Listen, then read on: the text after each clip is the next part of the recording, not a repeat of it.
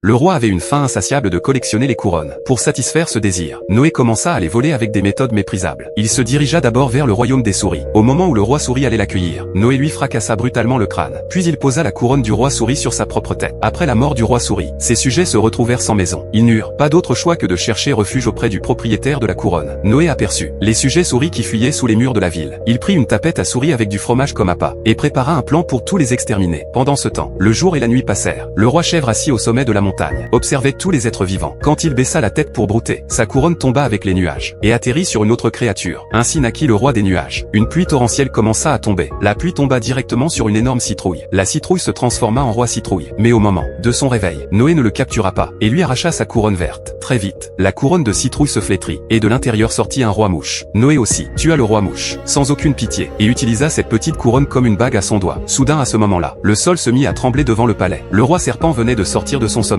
Noé grimpa rapidement, et mit fin à ses jours avec un couteau, puis il se précipita à l'intérieur, pour récupérer la couronne. Cependant, le corps du roi serpent s'effondra. Le roi serpent sortit sa langue. Noé roula au bord de la falaise, et tomba dans la mer. Miraculeusement, Noé réussit à pêcher le roi poisson des profondeurs. La couronne du roi poisson fut également ajoutée à sa collection. Sous les attaques et les pillages incessants de Noé, le nombre de réfugiés sous le château ne cessait d'augmenter. Mais Noé n'était toujours pas satisfait. Il posa même ses yeux sur le dieu de la montagne. Noé transforma son château en une machine de guerre pour attaquer le dieu de la montagne. Mais ses attaques ne produisirent aucun effet. Alors il sauta dans la couronne du dieu de la montagne. Contre toute attente, le monde à l'intérieur de la couronne était rempli de fleurs. L'odeur intense des fleurs le fit halluciner. Dans cet état d'ivresse, il leva son couteau et coupa ses propres doigts. À cause de la perte excessive de sang, Noé mourut à l'intérieur de la couronne. Plus tard, il arriva dans une salle remplie de rois. C'étaient tous les rois qu'il avait autrefois tués. Après sa mort, la mort désigna une chaise pour lui. Mais Noé avait déjà jeté son regard sur la couronne de la mort. Il monta sur la table, essayant de la voler. Mais la mort fit simplement un geste et le renvoya à sa place. Noé lança attaque après attaque. Mais la mort perdit peu à peu patience et le renvoya encore une fois sur la chaise. Quand Noé comprit qu'il ne pouvait pas vaincre la mort, il fabriqua une couronne avec un mouchoir. Mais cette couronne fut arrachée par la mort. Noé cria frénétiquement. Cela rendit la mort furieuse, qui finit par lui donner sa propre couronne à contre-cœur. Noé quitta rapidement la salle, avec la couronne sur la tête. Puis il sauta dans le vide sans fin. Là-bas, il restera avec la couronne pour l'éternité.